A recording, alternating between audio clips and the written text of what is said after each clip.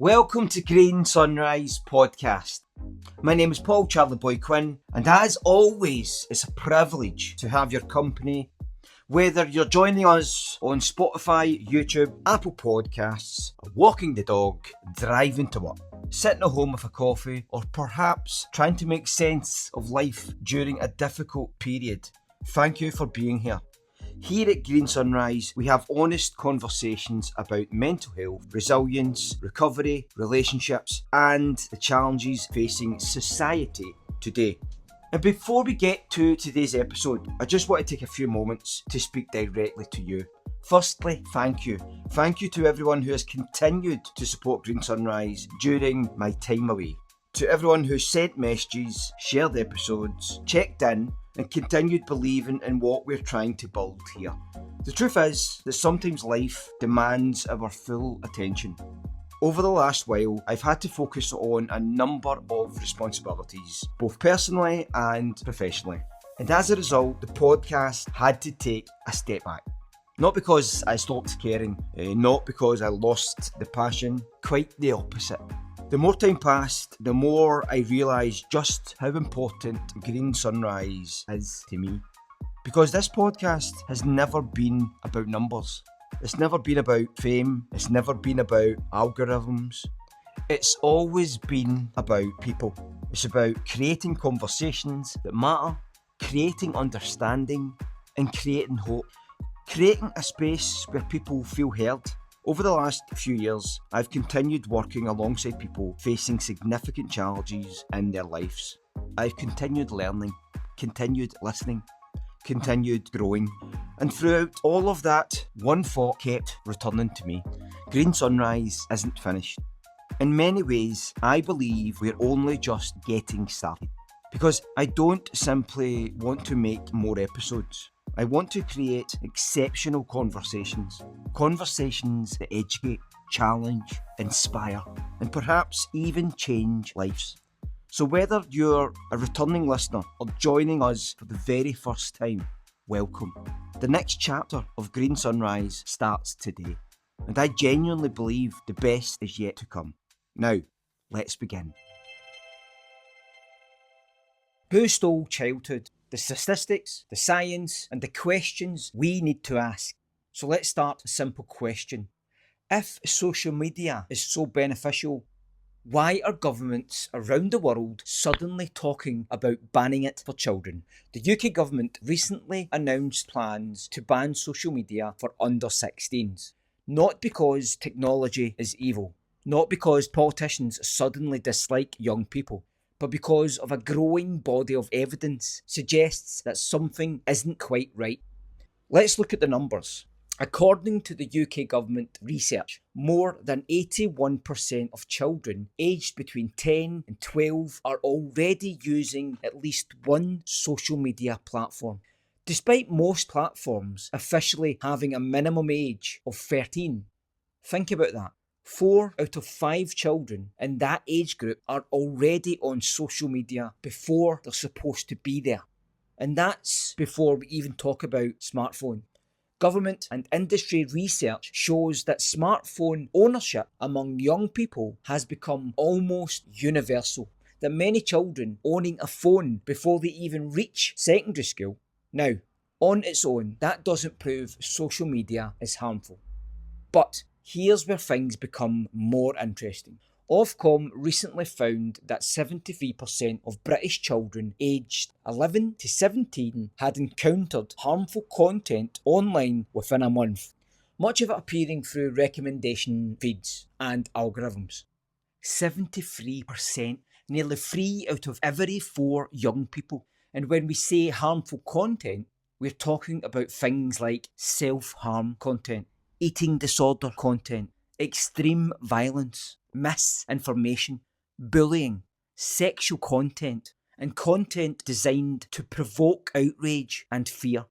The same report also found that 84% of children aged between 8 and 12 were using platforms designed for users aged 13 and above. So the question becomes, if age restrictions already exist, why aren't they working? And if they're not working, what responsibility do social media companies have? But perhaps the biggest concern isn't what children are seeing. It's what social media may be changing. Attention spans, sleep patterns, concentration, confidence, relationships. Researchers increasingly talk about something called continuous partial attention. The idea that we're always paying attention to something, but rarely giving it our full attention to anything. Think about that. A conversation interrupted by a notification. A meal interrupted by a message. A film interrupted by a quick scroll. A family moment interrupted by a phone. And before long, distraction becomes normal. The UK government's consultation on children's online lives specifically highlighted concerns about design features such as infinite scrolling and autoplay, features deliberately created to keep people engaged for longer. Not because they're good for us, but because our attention has value. Every second we spend scrolling creates profit for someone, and that's where the science begins to overlap with the business model. Because if a platform makes money from attention, then keeping our attention becomes its primary objective. The longer we stay, the more advertisements we see, the more data is collected, the more profitable we become. And suddenly, a difficult question emerges. Are social media companies competing for our attention? Or are they competing for our children's attention? Because if childhood has become a marketplace, then perhaps the real question isn't whether children belong on social media. Perhaps the question is whether social media belongs in childhood. And that takes us to something many of us have forgotten. Something previous generations experienced every single day. Something that helped shape imagination, resilience, and creativity. Boredom. The lost art of being bored. The lost art of being bored. So if these are the numbers, and if this is really one of the biggest social experiments in human history, the next question becomes obvious. Why are our brains finding it so difficult to switch off? Why do children and adults alike seem uncomfortable with silence? Why do we reach for our phones within seconds of having nothing to do? To answer that, we need to talk about something many of us have forgotten. The lost art of being bored. I want you to do something for me. Think back to when you were a child. No smartphone, no TikTok, no Instagram, no YouTube shorts, no endless stream of videos perfectly designed to keep your attention. What did you do when you were bored? Maybe you kicked a football against a wall. Maybe you rode your bike until the streetlights came on. Maybe you built dens with your pals. Maybe you listened to music and stared at the album cover for an hour. Maybe you sat daydreaming, looking out the window and imagining what your future might look like. At that time, boredom felt frustrating.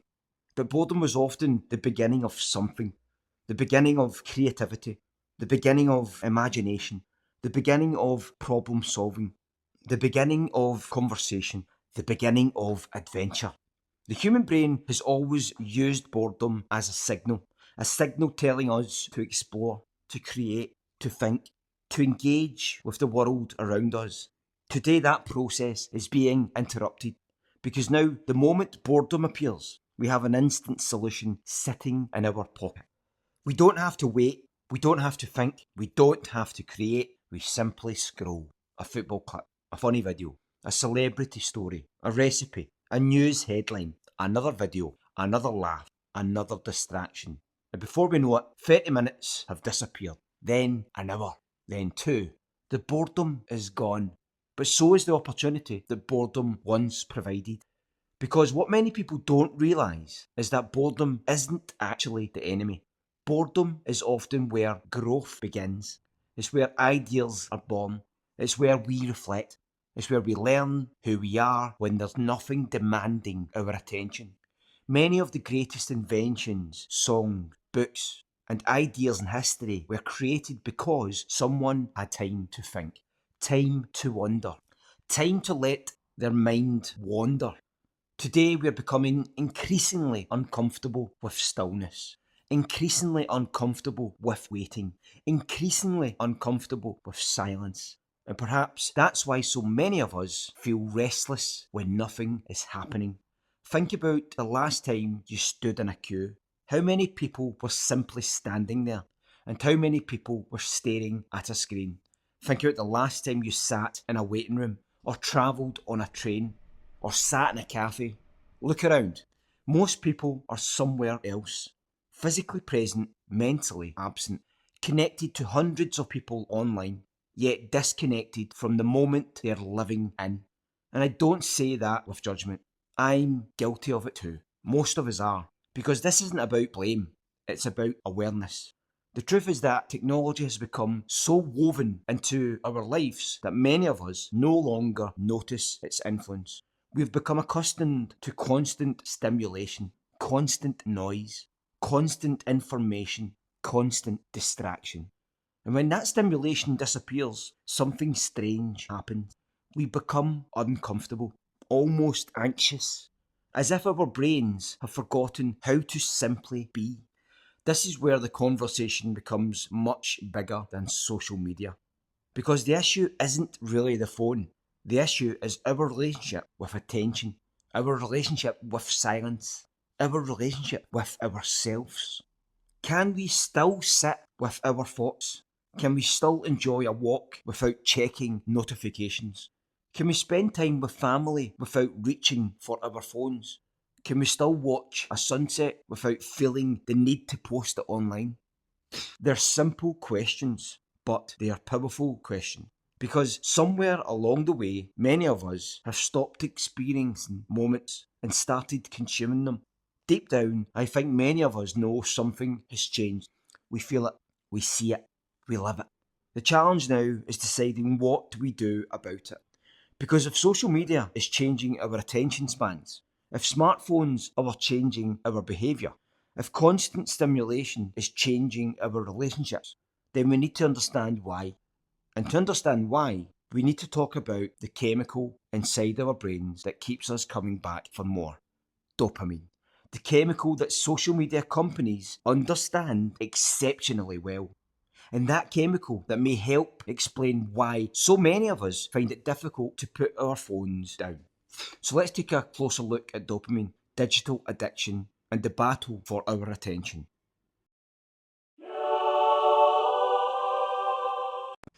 Dopamine, digital addiction, and the battle for our attention. So let's talk about dopamine. Because if you're going to understand social media, we need to understand what is happening inside our brains. Now, when most hear the word dopamine, they think it means happiness, feeling good, pleasure, reward. But the truth is a little more complicated than that. Many neuroscientists describe dopamine as the chemical of anticipation, the chemical of wanting, the chemical that drives us to seek rewards. Think about this. Your phone is sitting beside you. Suddenly it buzzes. You haven't looked at the screen yet. You don't know who has messaged you. You don't know what the notification says. Yet almost instantly your attention shifts. Why? Because your brain senses the possibility of a reward, a message, a compliment, a football result, a funny video, a like on your latest post, something new, something exciting, something unexpected. And that anticipation creates a dopamine response. Not because you've received the reward, but because you might receive the reward. And social media platforms have become incredibly good at exploiting this system. Every swipe could reveal something interesting. Every refresh could reveal something new. Every notification could bring a reward. And because we never know exactly when those rewards are coming, our brains keep checking again and again and again. If that sounds familiar, you're not alone. In many ways, social media uses the same psychological principles found in slot machines. You pull the lever. Most of the time, nothing remarkable happens. But every now and then, jackpot. A brilliant video. A message you've been waiting for. A post that makes you laugh. The piece of news that grabs your attention. And because the rewards are unpredictable, the brain keeps searching for the next one. This is what psychologists call intermittent reinforcement, and it's one of the most powerful behavioural tools known to science. Now let's be clear, I'm not saying social media is the same as gambling. I am saying that both rely on our natural desire to seek rewards. And that's where things become interesting. Because social media companies aren't simply creating apps, they're competing for your attention. Think about that for a moment. Your attention is now one of the most valuable commodities in the world. Every minute you spend scrolling has value. Every click, every view, every second. Because the longer you stay on a platform, the more advertisements you see. The more advertisements you see, the more money the company earns. That means there are some of the brightest minds on the planet working to answer one question. How do we keep people engaged for longer? How do we stop them putting the phone down? How do we get them to come back tomorrow? And the answer often lies in dopamine. Which brings us to a difficult question. If billion-pound companies are investing enormous resources into capturing our attention, what chance does an 11-year-old have? What chance does a teenager have? What chance do most adults have? Because let's be honest, many of us know exactly what it's like. We've picked up our phones to check one thing, and 20 minutes later, we're watching videos we never intended to watch. We have all opened social media for a minute and somehow lost an hour. We've all found ourselves scrolling without even knowing why. And that's because these platforms are designed to remove stopping points. Years ago, you reached the end of a magazine. You reached the end of a newspaper. You reached the end of a television programme. Today, there is no end. The next video starts automatically. The next post loads instantly. The next notification is already waiting. Infinite content, infinite stimulation, infinite opportunities to keep scrolling. And if adults struggle with that, imagine what it's like for young people whose brains are still developing. Young people who are trying to understand who they are, trying to find confidence, trying to fit in, trying to build an identity. Which brings us to perhaps one of the most powerful forces on social media. Comparison. Because social media doesn't just compete for our attention, it often changes how we see ourselves. And for many young people, the pressure isn't simply to fit in anymore, it's to compete with the entire world. And that's where our conversation takes another important turn. Let's talk about comparison culture and the pressure to be perfect. Comparison culture and the pressure to be perfect. When I was growing up, I compared myself to people around me. The lads in my street, the people in my school, the players on my football team, maybe the odd celebrity on television, but that was about it. Today's young people are growing up in a completely different world. A world where they can compare themselves to millions of people before they have even eaten breakfast. Think about that for a moment. At any point during the day, a young person can open an app and instantly be presented with the most attractive people, the most successful people, the richest people, the funniest people, the fittest people, the most talented people. Not from their town, not from their school, from the entire world. And that's a level of comparison no previous generation has ever had to deal with. Now, comparison itself isn't necessarily a bad thing. Human beings have always compared themselves to others. It's part of how we learn. It's part of how we grow. The problem is when comparison becomes constant, relentless, and impossible to escape. Because social media often doesn't show reality. It shows highlights, the best moments, the best photographs, the best holidays, the best bodies, the best relationships, the best achievements. What we're often looking at isn't real life. It's a carefully selected version of life, a digital shop window. Yet many people, especially young people, compare their everyday reality to somebody else's highlight reel. And that's where the danger begins. Because sooner or later, the questions start appearing. Am I attractive enough? Am I successful enough? Am I popular enough? Am I earning enough money? Why does everyone else seem happier than me? Why does everyone else seem to have life figured out? And the truth is, most of them don't. They're struggling too. They're worried too. They're insecure too. But social media rarely shows that side of life. Researchers have found that frequent social comparison on social media is associated with lower self-esteem, greater feelings of inadequacy, and increased symptoms of anxiety and depression. Not because people are weak, not because young people are fragile, but because comparison is exhausting, especially when it never stops. And let's talk about filters for a moment. Many young people are now growing up seeing faces that don't actually exist, skin that's been smoothed, bodies that have been edited, photos that have been enhanced, lives that have been carefully curated. For young girls, this can create enormous pressure around appearance. For boys, there can be a pressure around wealth, status, success, physique, and popularity. The pressures may look different, but emotional impact can be remarkably similar. The feeling that who you are right now isn't enough. And perhaps that's one of the saddest consequences of comparison culture. Because instead of asking, who am I? Many young people are asking, how do I become more like somebody else? The search for identity becomes replaced by the search for approval. The approval has become measurable. Likes, followers, views, shares, comments, numbers. Numbers that can make someone feel amazing one day and worthless the next.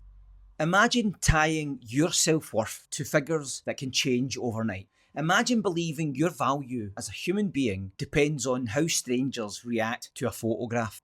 That's a heavy burden for anyone. Never mind a teenager trying to figure out who they are. And before we point the finger solely at young people, let's be honest. Adults are caught in this trap too. We compare careers, relationships, houses, cars, holidays, success. We scroll through other people's lives and sometimes wonder why our own life doesn't measure up. The difference is that many adults at least remember a world before social media. Many young people don't. For them, comparison culture isn't an addiction to life. It's an environment they've grown up in. The water they've been swimming in since childhood. And that's why this conversation matters. Because social media isn't simply changing what young people see, it may be changing how they see themselves. And if we're going to understand the impact social media is having on mental health, we need to ask an uncomfortable question. What happens when an entire generation begins measuring its value through likes, views, and validation from strangers? And perhaps even more importantly, what happens when adults start doing exactly the same thing? Because this isn't just a children's issue anymore. It's an all of us issue. So let's turn the spotlight onto ourselves for a moment. Because the next part of this conversation isn't about teenagers. It's about us. What about adults?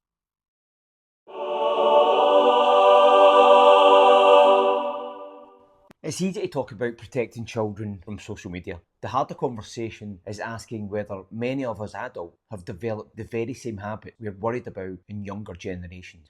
Because if we're honest, how many of us could comfortably leave our phones alone for an entire day? What about adults? Until now, we've spent a lot of time talking about children, teenagers, social media, the pressures facing younger generations. But here's the uncomfortable truth. It isn't just a children's issue anymore, it's an adult issue too. In fact, before we start worrying about what young people are doing online, perhaps we need to take an honest look at ourselves. Because if we're being truthful, how many of us reach for our phone within minutes of waking up? How many of us check notifications before we've even got out of bed? How many of us are watching television while simultaneously scrolling social media? How many of us struggle to eat a meal without checking our phones? How many of us have picked up a phone to check one thing and somehow found ourselves lost in a completely different rabbit hole 20 minutes later? Most of us have. And that's because social media wasn't designed only for young people. It was designed to capture human attention, regardless of age. How many adults spend several hours every day online?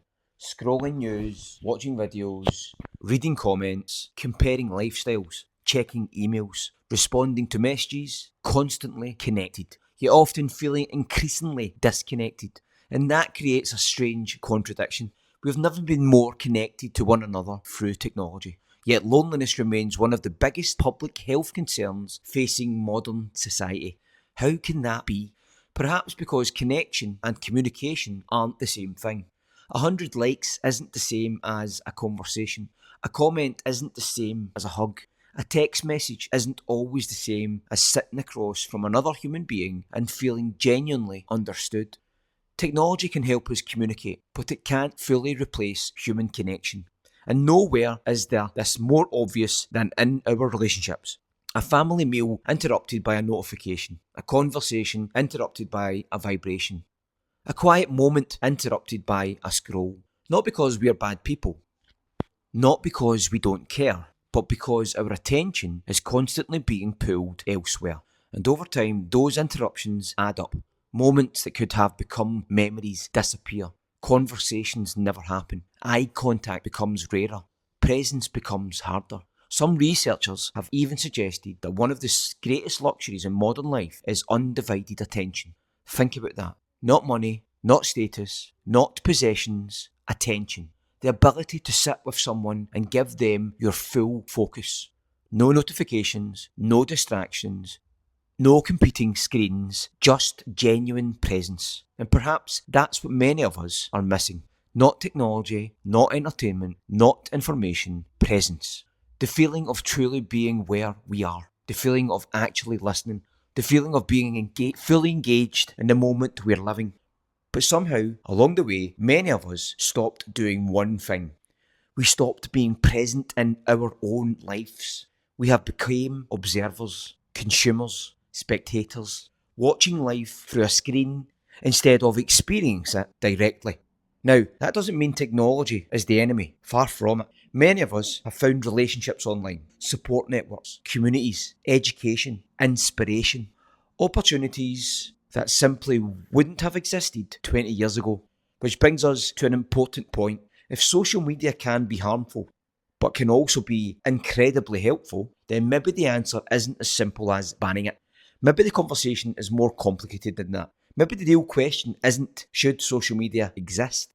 How do we use it without allowing it to use us? Because before we finish this episode, it's important that we look at the other side of the argument. The side that says social media isn't the villain. The side that says it can be a force for good. The side that believes education and balance might be more effective than prohibition. So let's look at the argument against the ban. We have spoken about the problem. We have looked at the science. We have explored the statistics. We have considered both sides of the argument. Now let's talk about solutions. What can we actually do to reclaim our attention, strengthen our relationships, and create healthier habits in a digital world? What can we do now? So, after everything we've discussed today, we have arrived at the most important question of all. What can we actually do? Because awareness is important. Understanding the problem is important. But if we walk away from this conversation and change nothing, then today's episode becomes just another piece of content. And that's not what Green Sunrise is about. It's about reflection, growth, action, hope. The good news is that none of us need to throw our phones in a river. We don't need to abandon technology. We don't need to pretend we're going back to 1995. Technology has brought many positives into our lives. The goal isn't to reject it. The goal is to regain control of it. Because the truth is that many of us don't need less technology. We need a healthier relationship with technology. So here are a few simple ideas. Not drills, not commandments, just practical steps. Small changes that can make a surprisingly big difference. The first is this. Create phone-free moments. Not phone-free weeks, not phone-free months, just moments. A meal without phones. A walk without scrolling. A coffee with a friend where the phone stays in your pocket. A conversation about interruptions. Because every time we do that, we are reminding ourselves what genuine connection feels like. Secondly, learn to practice boredom again. That might sound strange, but boredom isn't a problem to solve. It's a skill to develop. The next time you're waiting in a queue, resist the urge to immediately reach for your phone. The next time you're sitting on a train, look out the window. The next time you're walking somewhere, allow your mind to wander. You might be surprised by the thoughts that emerge when your brain finally gets some breathing space. Thirdly, protect your sleep. Many experts recommend keeping phones out of bedrooms, particularly for young people, not because phones are evil, but because good sleep is one of the most important foundations of mental health. And yet many of us finish our day staring into a screen and begin the next day doing exactly the same thing. Our brains rarely get a chance to switch off. Fourth, spend some time in the real world. Read books, go for walks, play sport, listen to music without doing anything else, sit in nature, visit family, meet friends, have conversations that don't happen through a screen. Because life still exists beyond our devices. And perhaps that's something many of us need reminding of. Fifth, be mindful of who you're following. If certain accounts constantly make you feel inadequate, anxious, or unhappy, ask yourself why they're still in your feed. Your attention is valuable. Your mental health is valuable. You don't have to give access to either of them to everyone. And finally, perhaps the most important lesson of all, remember that your value as a human being cannot be measured by likes, followers, views, or comments. Your worth is not an algorithm. Your worth is not a number. Your worth is not determined by strangers on the internet. You were valuable before social media existed. And you'll still be valuable long after today's platforms disappear.